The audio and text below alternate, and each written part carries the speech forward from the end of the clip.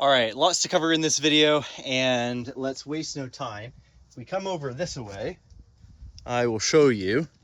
First and foremost, I was using some more of the ceramic products from Cerakote, and if you have anything aluminum like this, or even on the steps of the bumper, although I didn't do a good job washing those off, the trim coat, the destroyer of microfibers, but yeah, it works phenomenally well on this black anodizing. So pro tip, and I'm going to keep you updated, like I said, in terms of these products. In fact, I actually just finished less than an hour ago detailing the interior because, well, apparently I'm slow to learn. When we were driving out from the Montana trip, which, depending how these videos are coming out, may have already been released or is going to be coming out, I thought I missed my turn, so I slammed on the brakes. I had every window and sunroof open, and a big plume of dust basically ended up swallowing us and covered the whole interior. So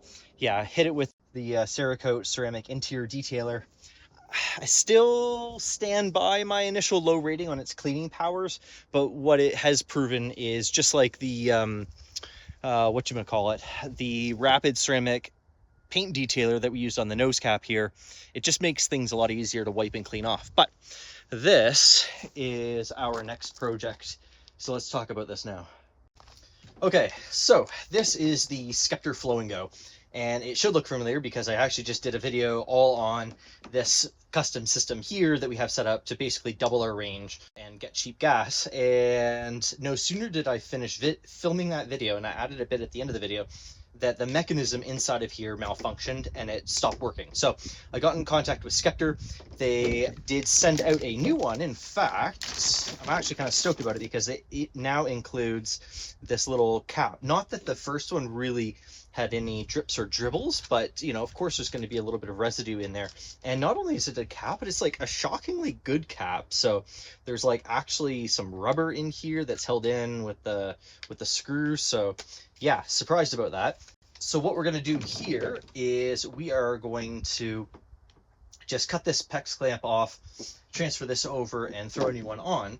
But I can do that off camera because you probably clicked on this video for the thumbnail and title, which is bathroom light fixture modification. So I'll take care of this in a minute, and yeah, let's get inside and talk about what's going on there. Okay, so picture this. You have just rolled into camp. It's pitch black. You are trying to get your trailer set up. Nothing's open. You've just dropped the steps. We're going to come inside. I'm going to walk you through exactly what that process is going to look like. Okay, so we've just stepped in our trailer. Picture the slide is closed. We want some light. Again, it's pitch black. Can't see anything. Winnebago has chosen as a specific design decision, and this doesn't come from me or my opinion. This actually comes from a Winnebago factory employee, not naming names, but it is official, as a cost savings measure so that they don't have to run additional wiring for, you know, separate switches to put push buttons on their lights. Well, as I'm feeling around here, there's no push button on the light. In fact, this is only one of two in the entire trailer that doesn't have the push button. So you're thinking, okay, well, why don't I just turn this on the switch? Well, we have 4 switches here. 2 of them are backlit when turned on, but are not backlit normally. And so you have absolutely no idea. So you just start flicking switches. Well, the tank heater is going to suck up a lot of energy if you turn that on and forget it on. And so realistically, the one and only place where it would be acceptable, so to speak, not to say that there isn't many better alternatives, to have a push button on an overhead light fixture, Winnebago doesn't. And instead, now you're stepping in with your muddy, wet shoes and traipsing all the elements in to push the push button light in here. Ask me how I know. The reason how I know is because I use the product, right? And it has happened more than once. And then as soon as I get in, the first thing I'm doing is I'm now sweeping or vacuuming the interior of the trailer.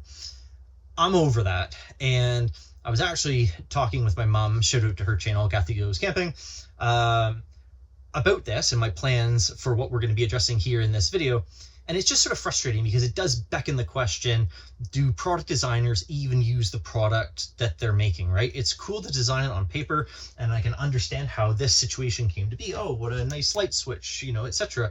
But it's not practical, right? So we're going to fix that, and we're actually going to fix another problem at the exact same time. And for that, we head to the washroom. Okay, so we're in the washroom, which is always fun to film in because it's an absolute nightmare. I digress.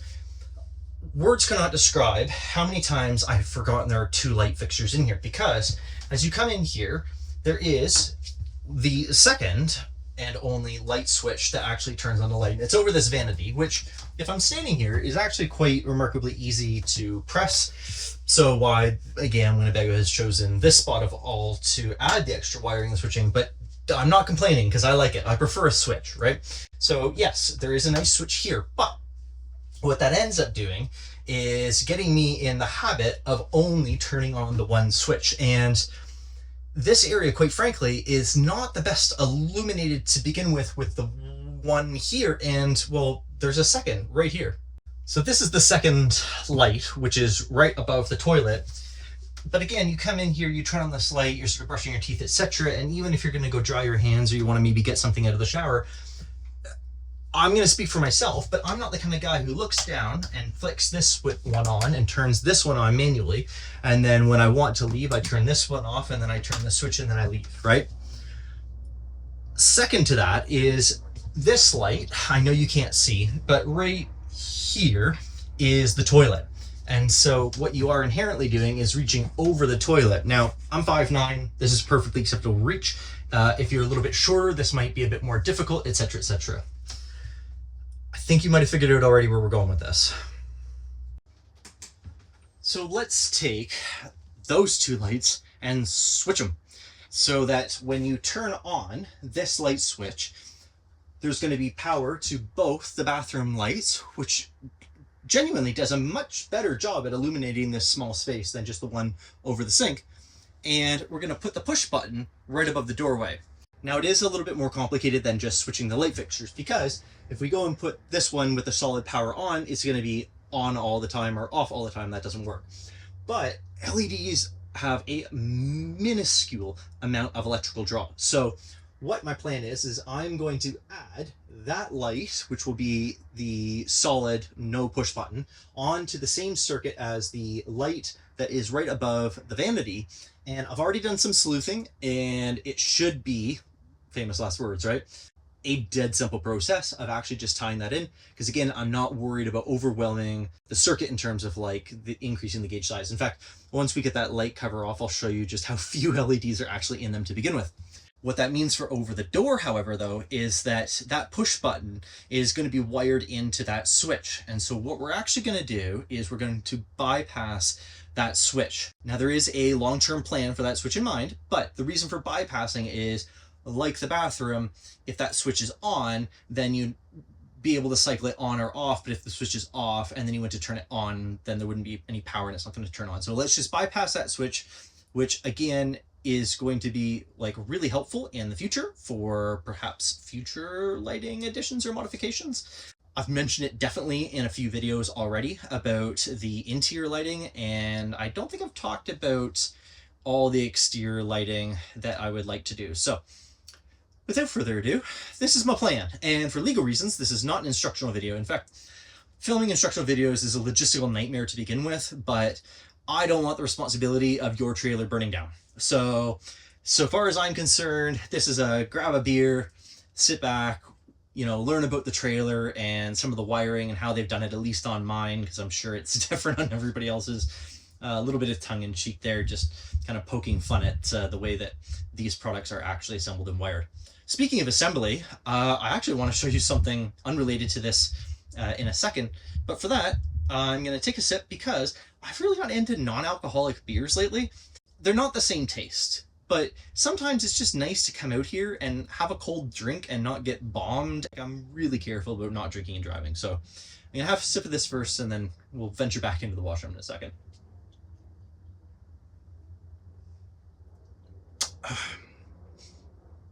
So being a single guy, I honestly pretty much never use the bathroom door because why bother, right? The fan above us is, I'm sure it's trying its best.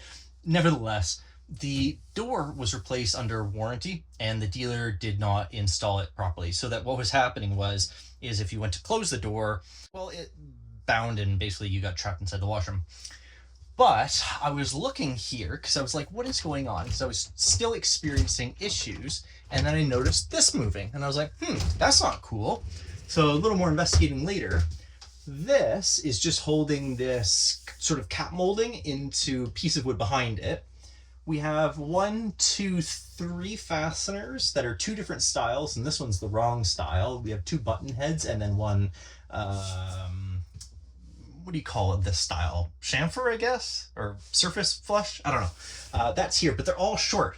What we don't have are any fasteners that actually hold this track to the bloody roof. So to make matters worse, if I sort of just tease it down a little bit, I don't know if you're going to be able to see, but there is actually a screw hole up here that indicates maybe at one point in time there was hardware, but there's no screw holes down here unless it was this one and the shop that did the work, which again, I'm trying really hard not to put on blast right now, but yeah, probably put the wrong fastener in, which has contributed to a lot of my problem. So, all right, let's see if we can get this closed. And next step is actually pulling the shroud from the fan. All right, so like I said, I have already done some investigating, wrong way, and I have been in here having a look at things. Actually, can I cheat? I can cheat. Let's see here. Throw this guy with me. They don't clip in properly, but it'll do. It'll do.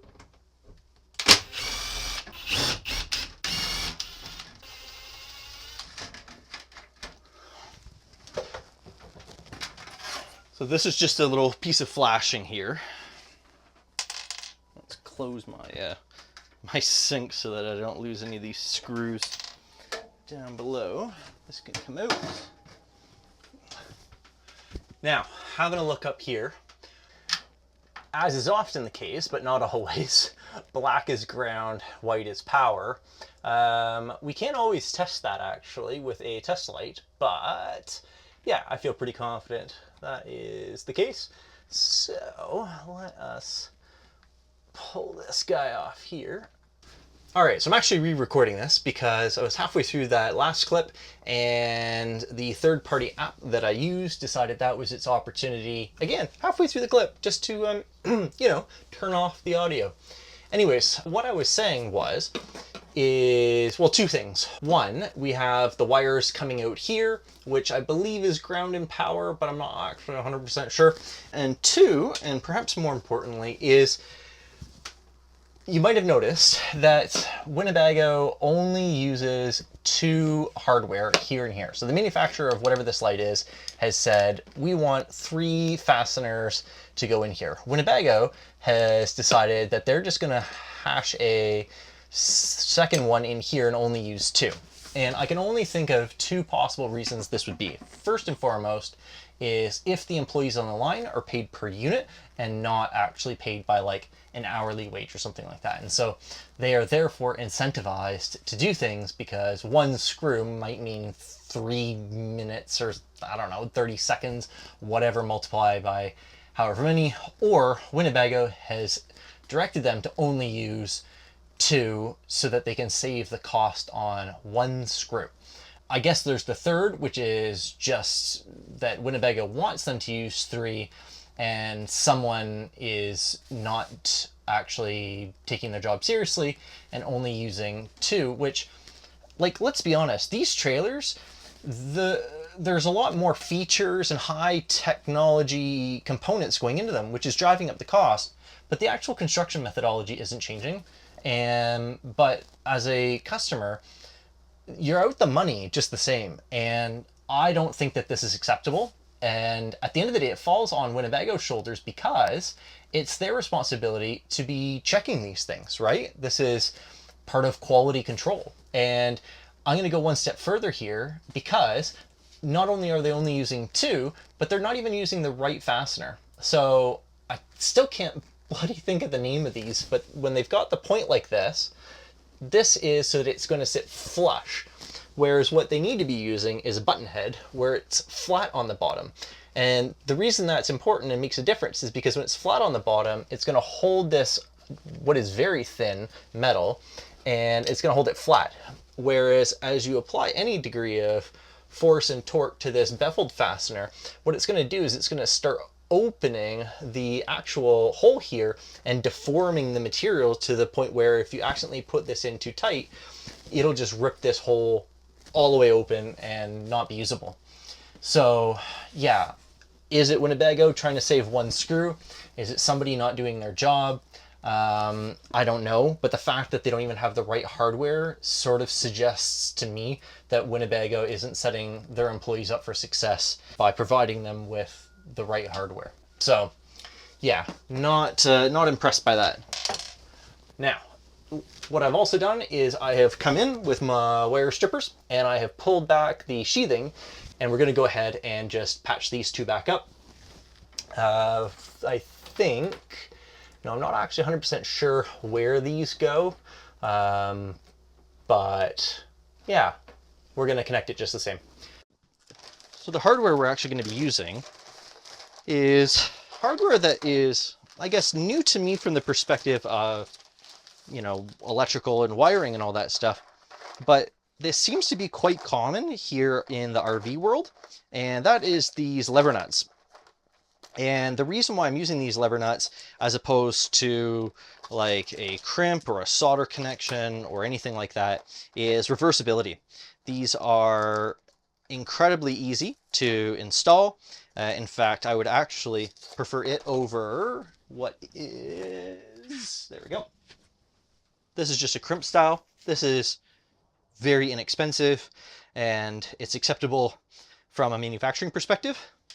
But if and when the day comes that this trailer gets to be sold, then yeah, they may not like this this change that we've done. So we're going to use these lever nuts so that we can always just pop this out and reverse it quite easily with adding back in the third thing. I don't know, words. There we go. Give it a little spin.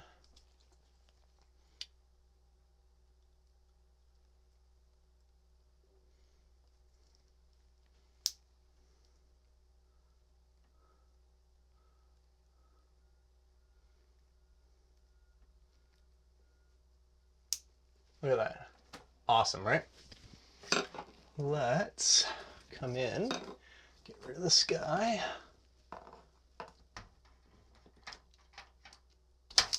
Oop! Opa! Same situation here. 1, and get that in a second. 2.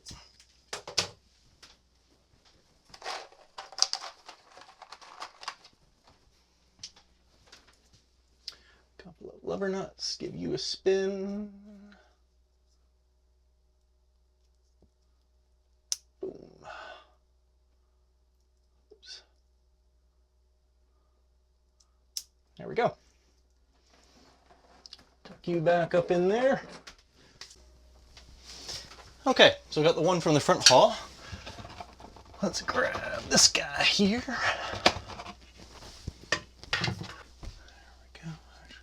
First.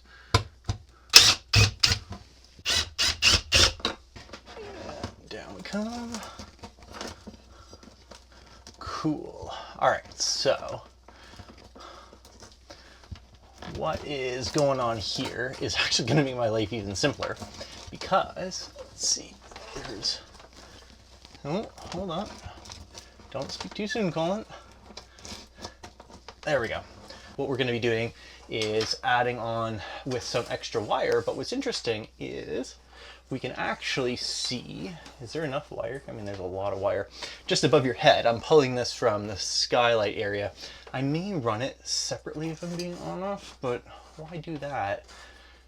Why do that? Maybe I'll run I'll run the black, and then I'll do the splice for the red up here, but then that would be having your terminals in different locations, which might be a bit weird. So yeah, from reversibility, okay. If I wanted to save wire and be conservative in that sense, I would do the splice right above your head, but I'm gonna do it over here so that both terminals are here so that, yeah, I can just activate the lever nuts in the future. All right, let's get you off. There we go. And you. Good. Oh. Come back. Come back. You probably saw that. I didn't even see it. That's funny. Nope, that's all right. This. Uh-oh.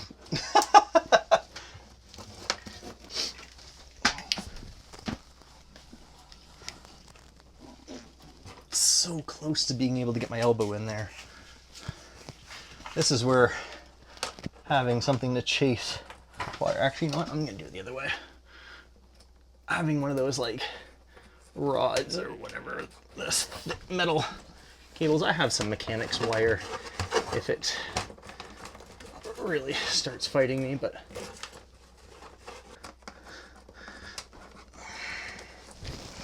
oh, it's running here. There we go. Okay. So let's just let that hang. And can I make it behind this? I mean, realistically, I could just go around. That would be the sensible thing to do, wouldn't it be? There we go. And then we bypassed that. I have to pick up some more wire. I'd really like to go behind this, but I don't think I'm going to be able to do that. Just make it easy on yourself, Colin, for once. Well, actually, you know what? Let's go in front of it. There we go. That'll do. That'll do.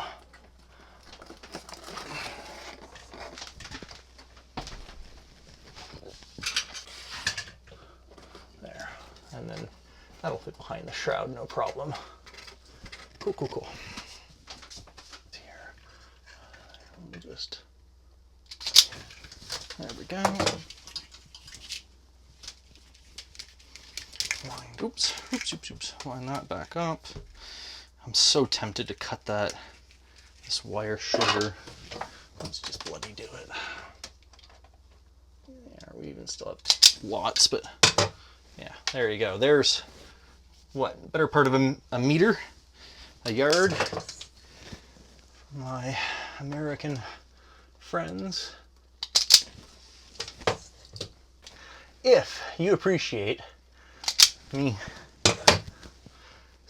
trying to find views for you to see in this video, please consider clicking that thumb up button. That would be greatly appreciated. Reminder, this is going to the one over the toilet. There we go. And then now we have this one. Oops, oops, oops, oops, oops. Oops, oops, oops, oops, oops. Boom, there we go. All right, so time to find this black cable. Where did you go? Where did you go? I mean, it was tight to begin with. We saw that, so I'm sure it shot back or oh, if it went down a wall. Oh. All right, let's see.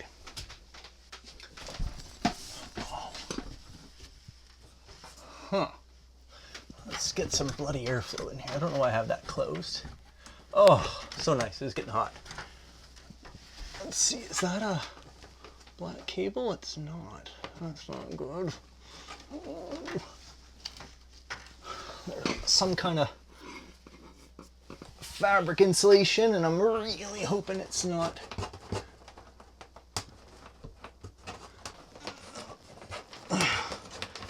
Oh. There, I got it.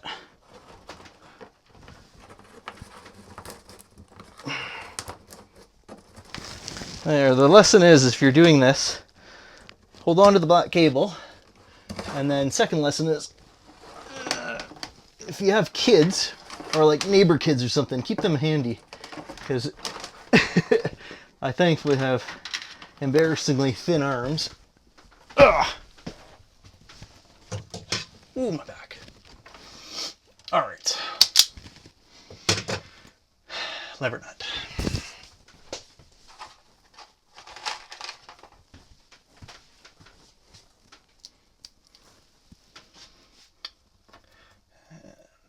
Now, you might have noticed I actually ended up changing that position. Only reason being is I just want the powers up here at the top, or what I'm calling the top, so that I can just kind of mentally keep track of it.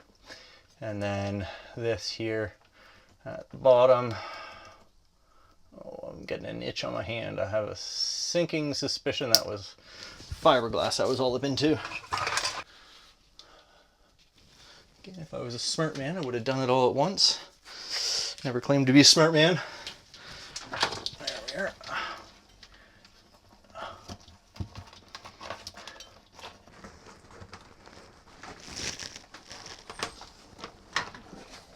Oops, wrong wire.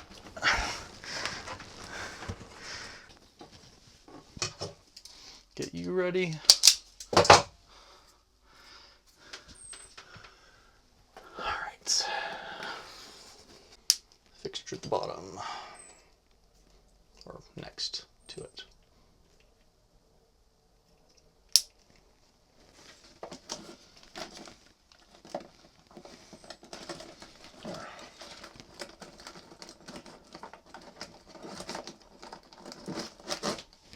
There we go. Gotta add some of that to our Amazon wish lists. Some 2-terminal lever nuts. They're quite good. I saw a video before I just went and bought them. I watched a video, an RV guy. I don't remember the channel, unfortunately. Otherwise, I would give him a shout out. But he was doing some testing on. Oh yeah, and they tried it twice. I forgot about that actually. This screwed me up when I was doing my investigation, because I was like, why is the hole never lining up? Anyways, he was doing some testing with like jiggling wires and stuff and different types of connectors, and the lever nuts actually held just as good as like a solder, and that really impressed me. Did I get that wrong again? Winnebago! I'm gonna turn into that Winnebago guy. I'm sure that's part of their history they'd like to leave behind.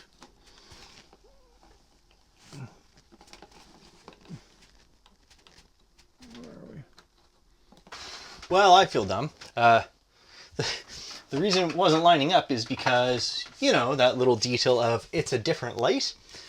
Oh my gosh. See, if they had just done it properly in the first place, I would not have made such an embarrassment of myself for as long as I did. And how long that was, I'm not prepared to say. At least a couple minutes, and that was a couple minutes far too long. All right, shroud goes back up.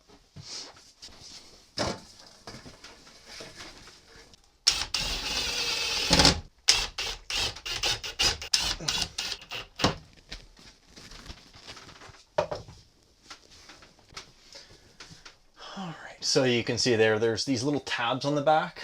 So there's 3 of them, one by my pinky, thumb, and index. And those tabs align with essentially the hardware where it would bolt into, because there's a little relief for them.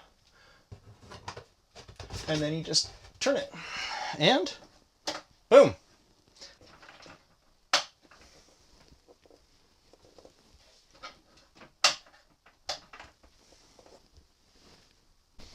So I hope you guys can see this okay, but this has way more light in here. So this is off, and then switch on. So yeah, that's wicked. Oh man, I'm gonna be feeling this for a while. But yeah, so no push button on either of these, wired in parallel. Yeah, in parallel. And yeah, one switch to rule them all. Some nice nice lighting. I'm going to take a poll here. What do you think about a window right here? One of the things that I've been feeling that I don't particularly love with this trailer is that despite all of the windows, you have no sight lines to the back or to the front. So sometimes if people are approaching or not, you know, I find myself like trying to see, like, you know, you got your face pressed against the glass, and yeah, wouldn't a nice double pane window that flips out look pretty good right about there? So I'm thinking, yeah, stay tuned. Subscribe. There it is. There's a good segue. Yeah, if you want to see me cut a hole in the back of this nearly new Winnebago, please consider subscribing, because I'm genuinely considering that. Okay, so this is done. Let's go back to the main door. All right. All right, so this one I'm curious about in terms of which is power, which is ground. Being that this has red on it, this is my theory, my hypothesis, that the white and red stripe is going to be our power and blue is going to be our ground because of reasons unknown. This is a test light. What you do is you just simply put this little clip on the ground. So somewhere, I don't know if this is going to ground it or not. It should. And then you apply this to whichever light and it will complete said circuit and light up if it is power, of which, now mind you, okay, so the switch is off. Now let's turn on entry light.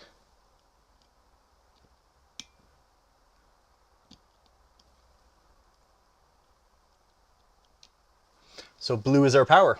That's interesting. Okay.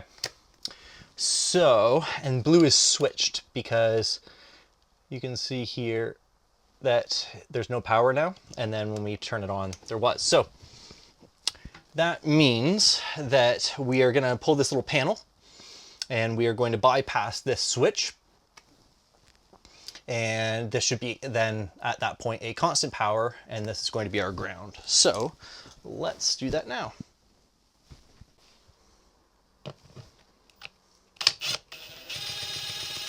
You know, some things might seem daunting, but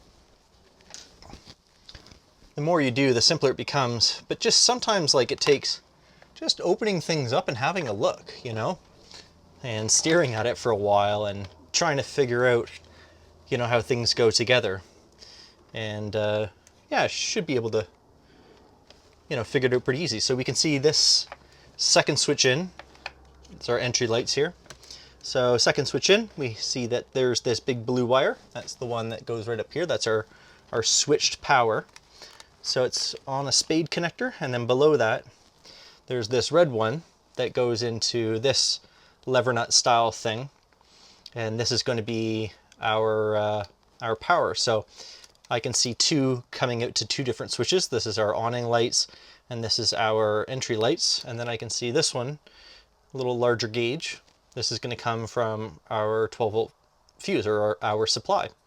So realistically, what I could even do is I could just simply flick the lever nut out and then just run a new line from here up, but I don't want to do that because I'm lazy. So let's pull the this blue line. Again, the blue is their power up. We don't need any power going to the switch, so well, actually, do you know what? I'm gonna, well, no, let's de-energize that. Yeah. You know, maybe what I'll do is I'll leave that on and I'll just pull it out of the lever nut in third position here. Come on now, let go. There we go. And actually, you know what we can do? Where's that blue wire? Here it is right here. So what we can even do is we can come in, we can clip this spade connector off it. Where's our thing? And then we'll connect that to our constant feed. So then that's going to send constant power up to the switch. But for now, we'll just go ahead and get this, the light all wired in place, and then we'll connect this at the end. So then that way we're not energizing the raw terminals up at the top. So this is going to be our power feed and a double ground, which is weird. So supply at the top like the others, keep it all in the same fashion. fixture below that. Good connection. And then here's a good use of the 3. So maybe what they're doing is they're grounding multiple things to this light. I don't know what else. Maybe the awning lights, actually, they could be grounding. And then this guy here. Check out those. Good. This is our power going up.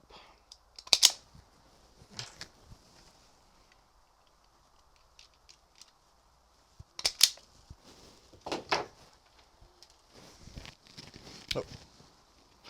And remember, we have this as our constant. So this is our feed, larger gauge, and then below. So we're just bypassing that switch. Very good. I'll tuck it all back in. So again, just for reference, this is a power supply to the switch. I'm not sure how well you're going to see that, but there's no return out from the switch. So this switch is completely de-energized. The reason why I'm leaving this on, though, is because if and when entry lights becomes something else, then we can just simply take this and add power to it through here, because we have a couple other 2 open circuits. And then from the out part of the entry lights is where it will go to fun and new places that it didn't previously exist. So how cool is that? Okay. It's starting to strip out. That's okay. In the center as possible.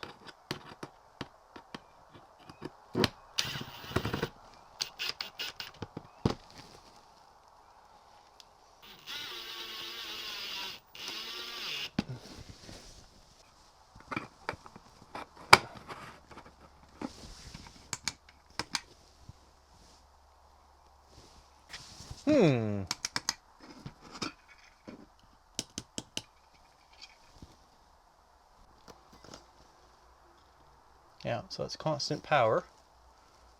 That was in there. So what are the bloody odds that it's the other way around?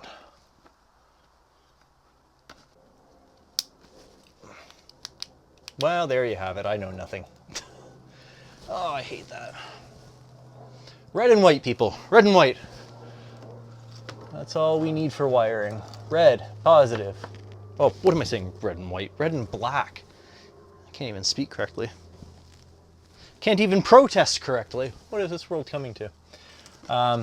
Yeah, I would love to see that become the case because it's standard in the automotive world, and there's no reason that it can't be standard here as well. Right?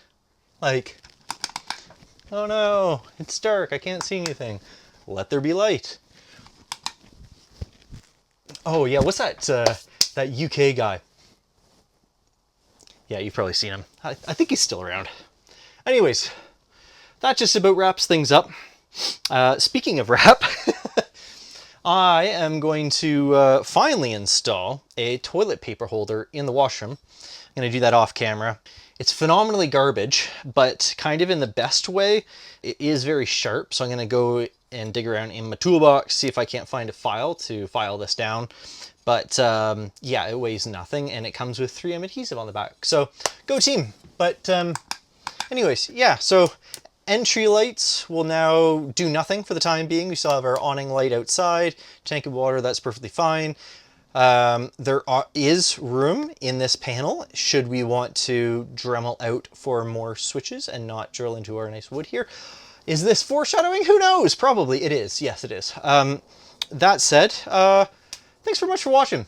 I have no idea how long this video is going to be. Probably way too long, as always.